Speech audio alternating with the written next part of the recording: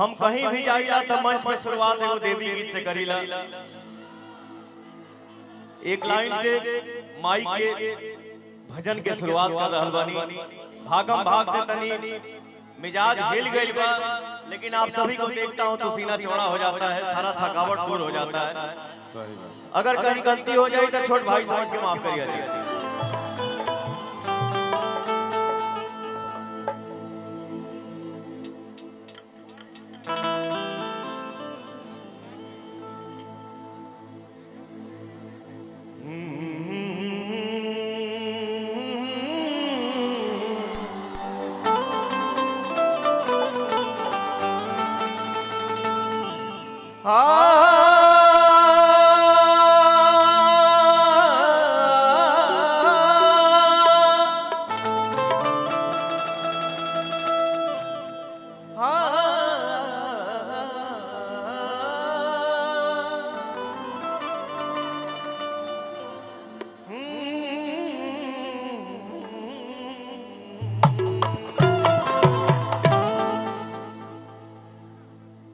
सरदा भवानी राखा सभा बीच पानी,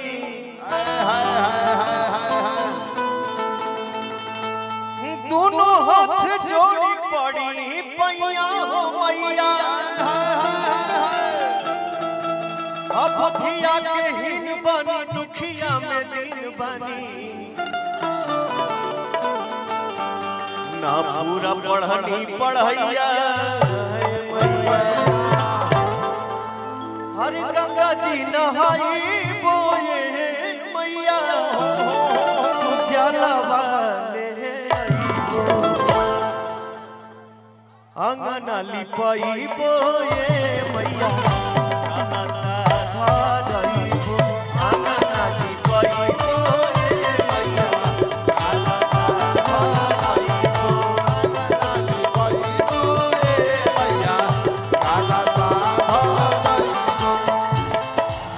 गंगा जी नहाई बोए मैया,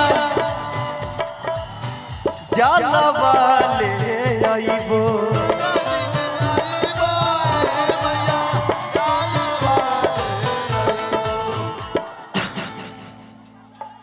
एक कलाकार होने के नाते मुझे इस बात की सबसे बड़ी खुशी मिलती है कि अपने समाज में, अपने भोजपुरी संसार के बीच में पवन खड़ा होता है, देवी गीत गाता है, सैड सॉन्ग गाता है, हमारे भाई भैया दोस्त संगतिया माता बहन आप लोग झूम जाते हैं। ये मेरा सबसे बड़ा संपत्ति है। Thank you so much. जय माता दी। अरे अंगना लिपाई बोए मैया, काला सा अंगना लिपाई बोए मैया, काला सा भाई को अंगना लिपाई बोए मैया। क्या बात है?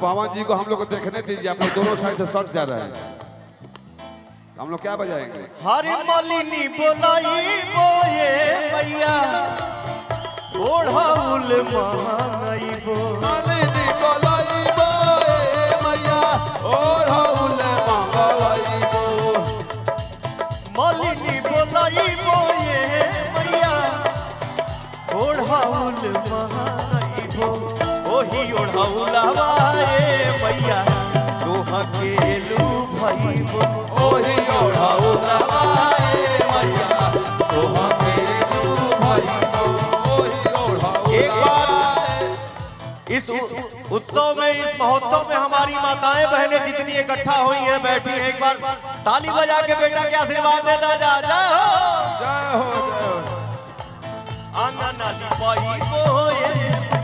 काला साधरई बो अंगनाली पइबो ए मैया काला साधरई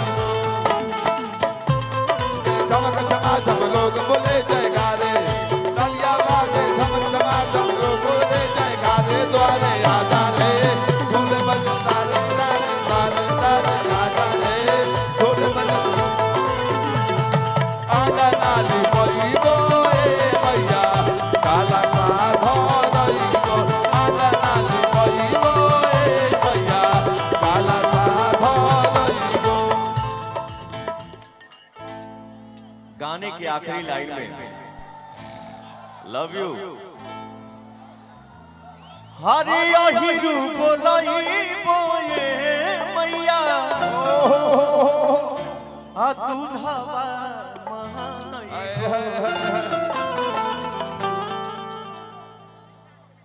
हिरू बोलाई बोए मैया दूधवा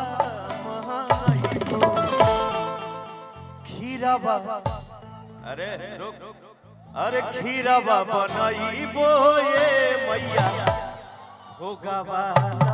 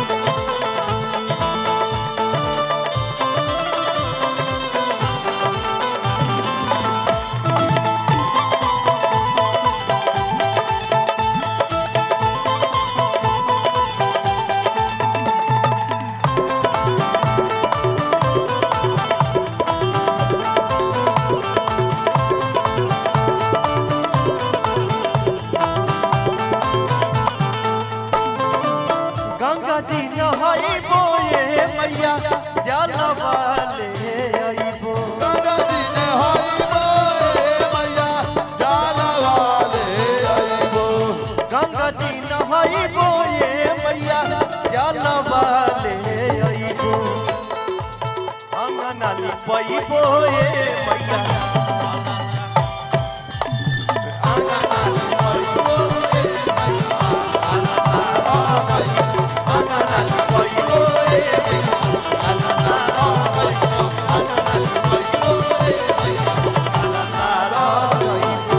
प्रेम से बोलिए एक बार सच्चे दरबार के।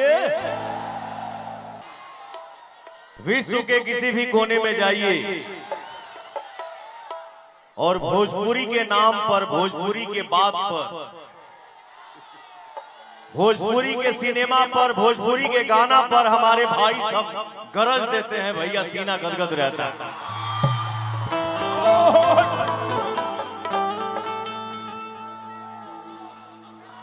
प्रिया किंग पवन सिंह नहीं भैया, जो है सो आप हैं और मुझे कुछ नहीं आता।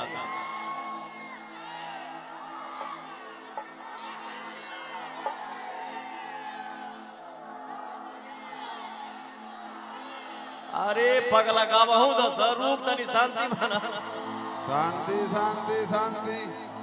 हेलो साउंड, आप सभी का दुलारा, आप सभी का प्यारा, मेरा राजा, मेरा छोटा भाई, सुपरस्टार मेरा कल्लू बैठा हुआ है। दुनिया के कोना कोना में, नदी के बीच में नाई के हिला दस हमार छोट बहन सुपरस्टार गायिका शिल्पी राज और मेरा छोटा भाई राजकुमार सुपरस्टार विजय चौहान। तो हम वाह वाह रे उमंग, वाह रे जोश।